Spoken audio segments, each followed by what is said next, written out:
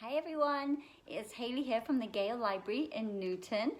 It is Monday, it is 4 o'clock and it is time for chapter 8 of Fablehaven. So I was getting carried away. I'm not sure if I'm a little bit late because I just read the chapter. It was really good.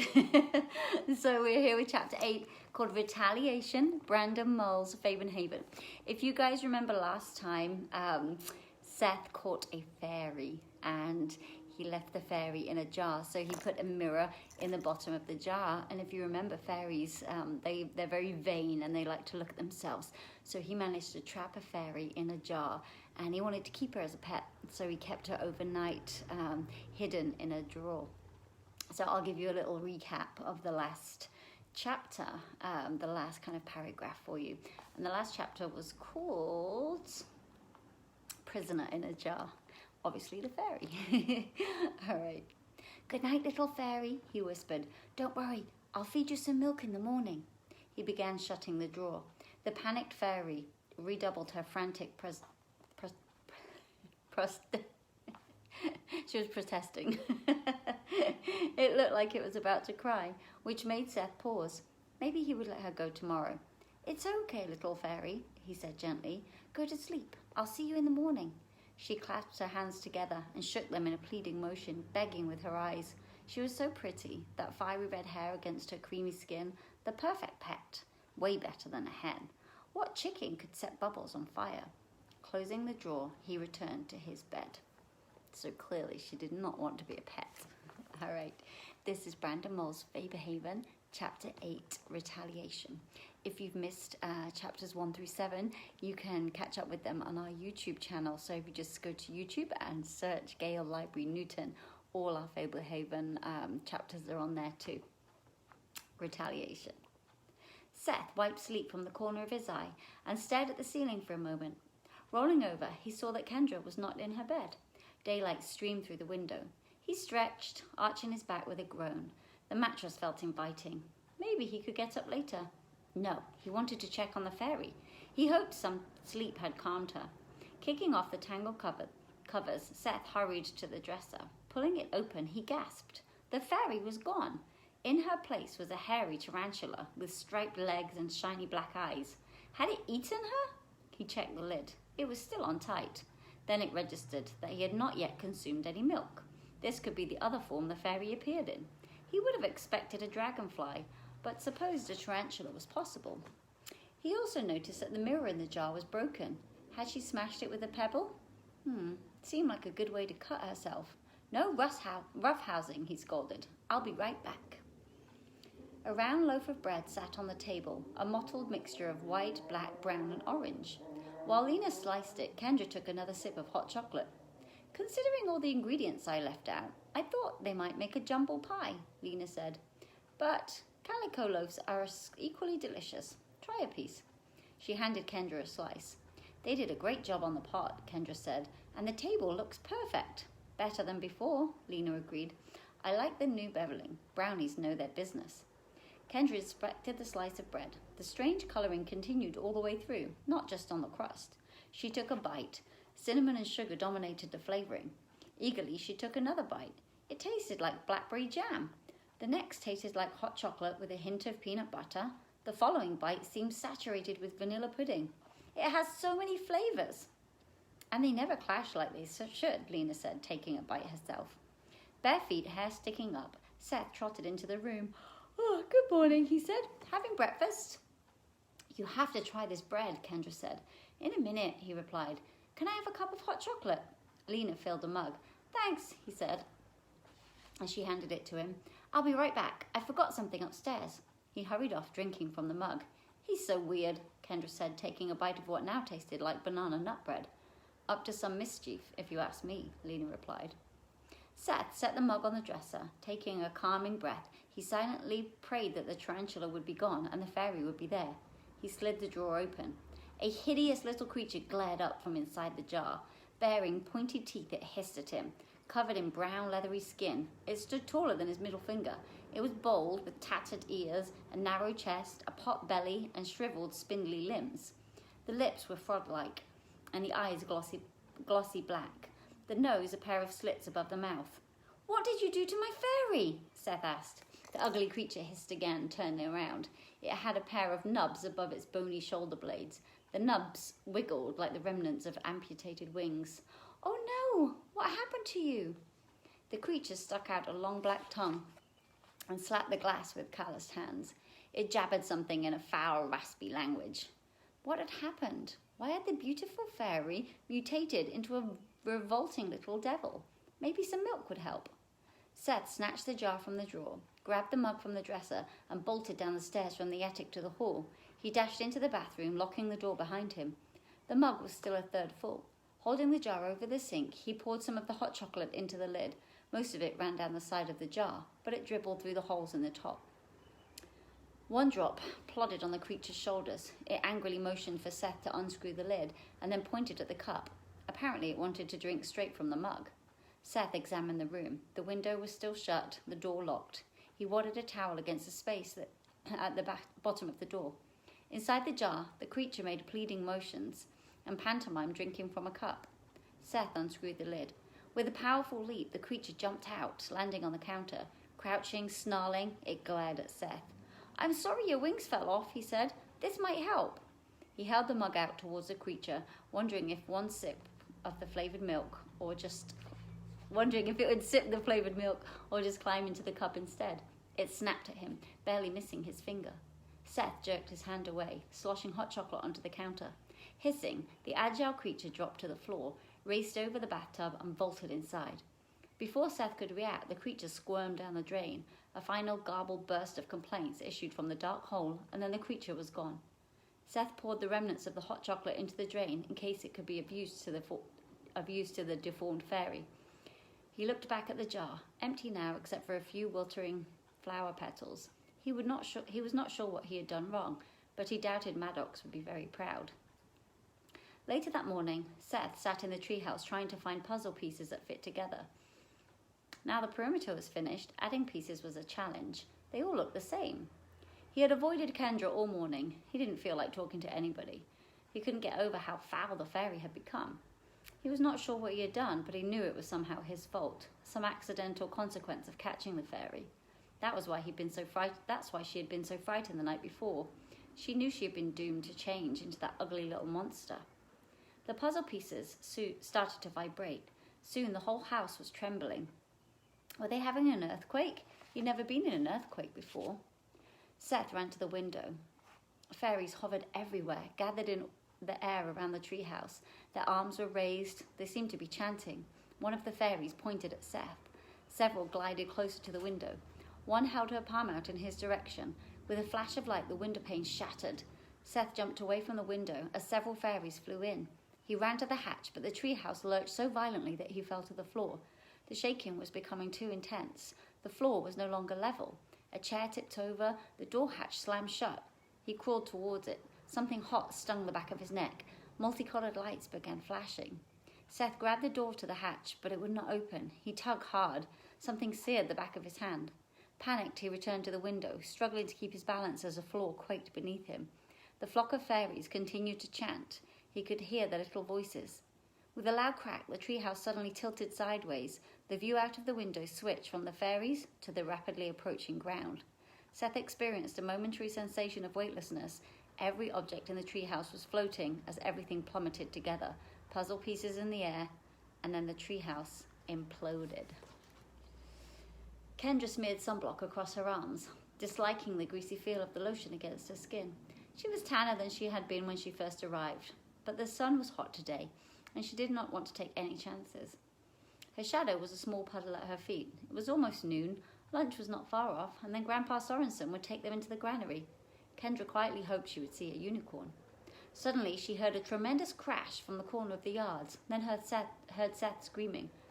What could have made such a noise? She didn't have to run far in order to see the broken pile of rubble at the base of the tree. Seth was sprinting towards her, his shirt torn. He had blood on his face. Scores of fairies appeared to be in pursuit. Her initial thought was to make a joke about the fairies wanting revenge for him trying to catch one, until she realized it was probably true. Had the fairies thrown down the treehouse? They're after me, he yelled. Jump in the pool, Kendra called. Seth swerved in the direction of the pool and began pulling off his shirt. The ominous cloud of fairies had no trouble keeping up with him. They hurled sparkling streams of glitter. Casting his shirt aside, Seth sprang into the water. "The fairies are after Seth!" Kendra cried, watching in horrified dismay. The fairies hovered over the pool. After a few moments, Seth surfaced.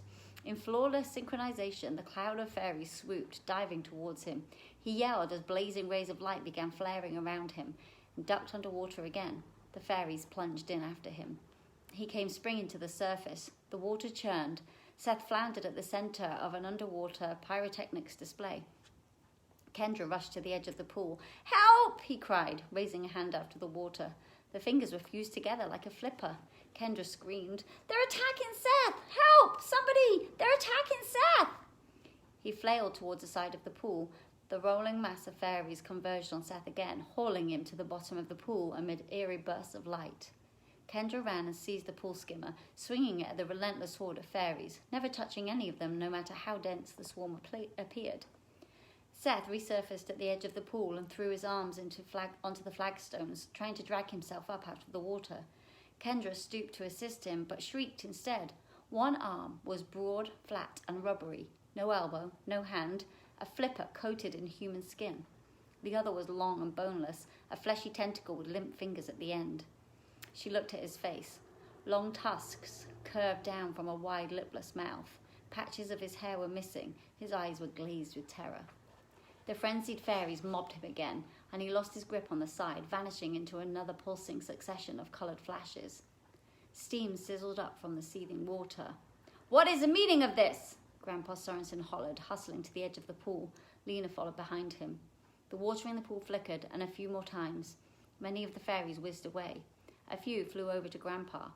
One fairy in particular chirped angrily. She had short blue hair and silvery wings. "He did what?" Grandpa said. An unrecognizable monstrosity heaved itself out of the water and lay panting on the flagstones. The deformed creature had no clothes. Lena crouched beside him, placing a hand on his side. "He had no idea that would happen," Grandpa complained. "It was innocent." The fairy twitched her disapproval. Kendra gaped at the freakish form of her brother. Most of his hair had fallen out, revealing a lumpy scalp stippled with moles. His face was broader and flatter, with sunken eyes and tusks the size of bananas protruding from his mouth. A misshapen hump swelled high above his shoulders. On his back, below the hump, 4 blowholes puckered for air. His legs had united into a single crude tail. He flapped the ground with his flipper arm, tentacle writhed like a snake. "An unlucky coincidence," Grandpa said consolingly. "Most unfortunate. Can't you have mercy on the boy?" The fairy chirped. "I'm sorry you feel that way. I feel terrible about what happened. I assure you, the atrocity was unintentional." After a final outburst of squealing sounds, the fairy zoomed away. "Are you okay?" Kendra asked, squatting beside Seth. He made a garbled moan, then a second, more distressed complaint that sounded like a donkey gargling mouthwash. "Heart sesh," Seth said Grandpa. "You've lost the ability to speak." "I'll fetch Dale," Lena said, hurrying off. "What have they done to him?" Kendra asked. "An act of vengeance," Grandpa said grimly. "For trying to catch fairies?" "For succeeding." "He caught one?" "He did." "So they turned him into a deformed walrus? I thought they couldn't use magic on us." "He used potent magic to transform the captured fairy into an imp, unwittingly opening the door for magical retribution." "Seth doesn't know any magic." "I'm sure it was accidental," Grandpa said. "Can you understand me, Seth? Slap your flipper 3 times if you can grasp what I'm saying." The flipper flapped against the flagstones 3 times. "It was very foolish to catch a fairy, Seth," Grandpa said. "I did warn you they were unsafe, but I share some of the blame. I'm sure you were inspired by Maddox and wanted to begin a career as a fairy broker." Seth nodded awkwardly, his entire bloated torso bobbing up and down. "I should have strictly forbidden it. I forget how curious and daring children can be, and how resourceful. I would have never supposed you were capable of actually trapping a fairy." "What magic did he use?" Kendra asked, on the verge of hysterics. "If a captured fairy is kept indoors from sunset to sunrise, it changes into an imp." "What's an imp?" "A fallen fairy. Nasty little creatures. Imps despise themselves as much as fairies adore themselves. Just as fairies are drawn to beauty, imps are drawn to ugliness. Their personalities change so quickly." Their personalities remain the same, Grandpa said, shallow and self-absorbed. The change in appearance reveals a tragic side of that mindset. Vanity curdles into misery. They become spiteful and jealous, wallowing in wretchedness. What about the fairies Maddox caught? Why don't they change? He avoids leaving the cages indoors overnight. His captured fairies spend at least part of every night outdoors. Just putting the container outside prevents them from becoming imps. Sometimes powerful magic is accomplished by simple means. Why did the other fairies attack Seth? Why would they care if they're so selfish? They care because they are selfish. Each fairy worries that she could be next. I'm told Seth even left the mirror with the fairy so that she could behold herself after she fell. The fairies considered that act particularly cruel. Grandpa answered every question with great calm, no matter how accusingly or angrily Kendra asked it. His peaceful demeanour was helping her to calm down a bit. I'm sure it was an accident, she said. Seth nodded vigorously, blubber jiggling. I suspect no malice. It was an unfortunate mishap, but the fairies have little interest in his motives. They were within their rights to exact retribution. Can you switch him back? Restoring Seth to his original form is well beyond my abilities. Seth let out a long, mournful bellow. Kendra patted his hump. We have to do something. Yes, Grandpa said. He placed his hand over his eyes and then dragged them down his face. This would be very complicated to explain to your parents. Who can fix him? Maddox? Oh no, Maddox is no magician. Besides, he is long gone. Though I hesitate, I can think of only one person who might be able to undo the enchantments placed on your brother. Who? Seth has met her. The witch? Grandpa nodded. Under the circumstances, our only hope is Muriel Taggart. The wheelbarrow swayed as it bumped over a root. Dale managed to steady it. Seth groaned. He was naked except for a white towel wrapped around his middle. Sorry, Seth, Dale said. This is a tricky path. Are we almost there? Kendra asked. Not much further, Grandpa replied. They walked single file, Grandpa in the lead, followed by Dale pushing the wheelbarrow, then Kendra in the rear. What had begun as a nearly indiscernible trail near the barn had broadened into a well-trodden path. Later they branched off into a smaller track. They had crossed no new paths since then. The woods seem so quiet, Kendra said. They are quietest when you stay on the paths, Grandpa said. It seems too quiet. There is tension in the air. Your brother committed a serious offence. The fall of a fairy is a woeful tragedy. The retribution of the fairies is equally as brutal. Eager eyes await to see if the conflict will escalate. It won't, right? Oh, I hope not. If Muriel cures your brother, the fairies could interpret it as an insult. Would they attack him again? Probably not, at least not directly. The punishment has been administered. Can we heal the fairy? Grandpa shook his head. No. Could the witch? Seth was altered by magic imposed on him, but the potential to fall and become an imp is a fundamental aspect of being a fairy. She transformed in accordance to a law that has existed as long as fairies have had wings. Muriel might be able to undo the enchantments forced upon Seth. Reversing the fall of a fairy would be far beyond her capability. Poor fairy. They reached the fork in the path. Grandpa turned left. Almost there, he said. Keep silent as we converse with her. Kendra stayed at the bushes and the trees, expecting to find spiteful eyes glaring back at her. What creatures would come into view if all the greenery were removed? What would happen if she raced off the path? How long before some gruesome monster would devour her? Grandpa stopped, pointing away into the trees. Here we are. Kendra saw the leafy shack in the distance, off the path through the trees. Too much undergrowth for the wheelbarrow, Dale said, scooping Seth into his arms. Although Seth was much more blubbery, he did not increase in size. As they wadded through the undergrowth, Dale carried him without much difficulty. The ivy-shrouded shack drew near. They walked around to the front. The filthy witch sat inside, her back against a tree stump, chewing on a knot in a bristly rope. A pair of imps sat on the tree stump. One was skinny, with prominent ribs and long, flat feet. The other was compact and plump. Hello, Muriel, Grandpa said. The imp sprang from the trunk and scurried out of sight. Muriel looked up, a slow grin revealing decaying teeth. Could that be Stan Sorensen?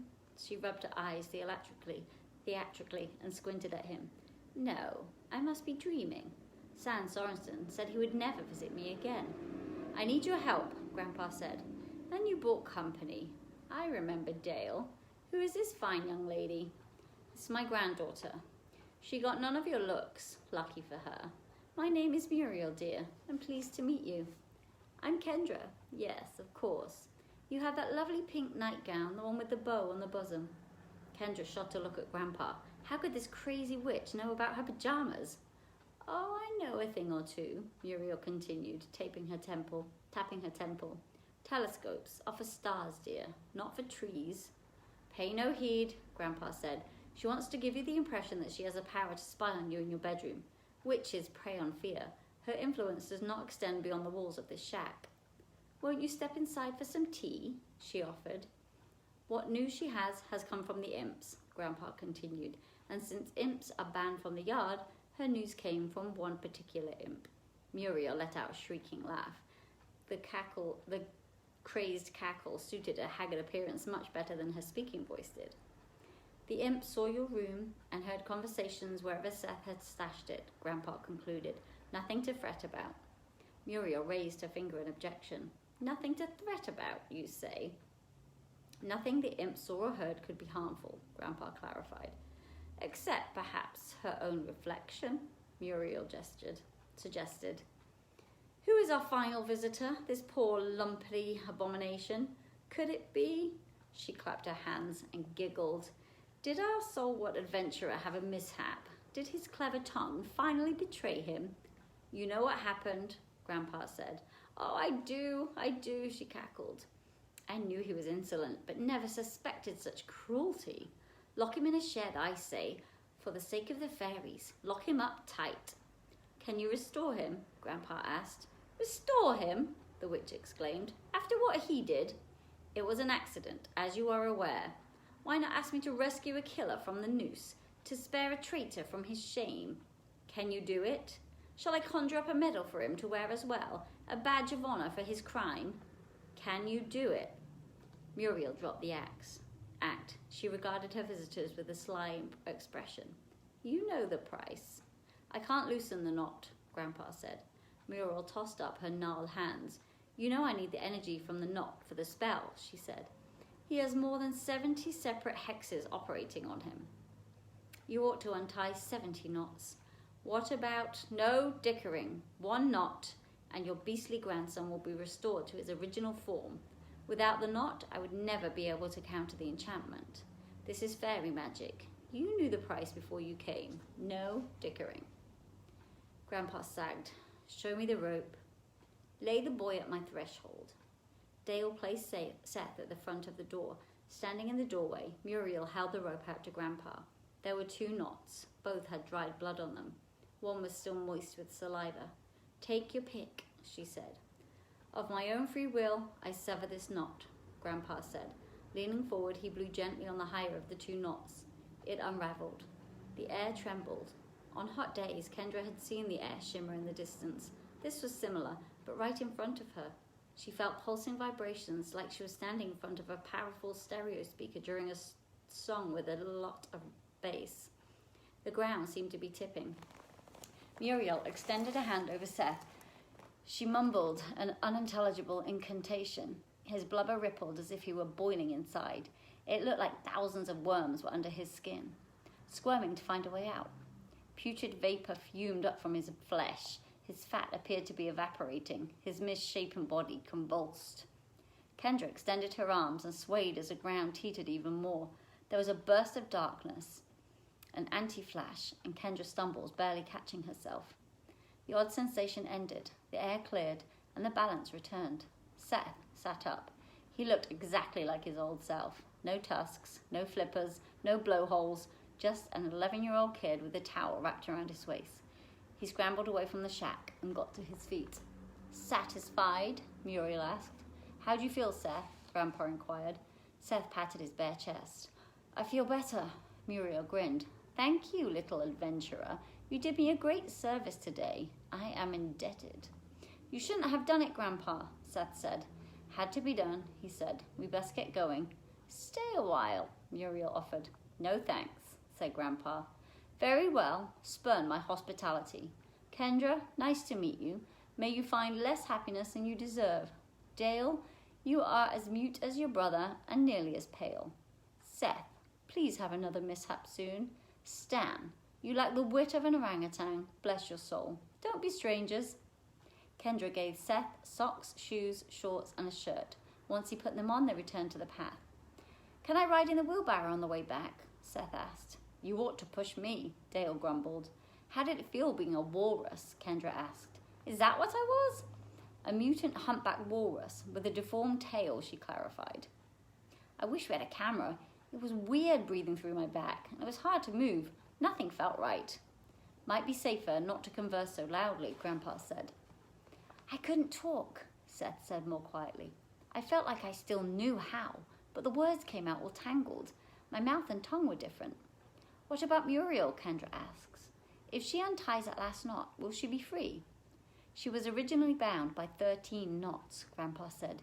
She can loosen none on her own, though it doesn't seem to stop her from trying. But other mortals can undo the knots by asking a favor and blowing on them.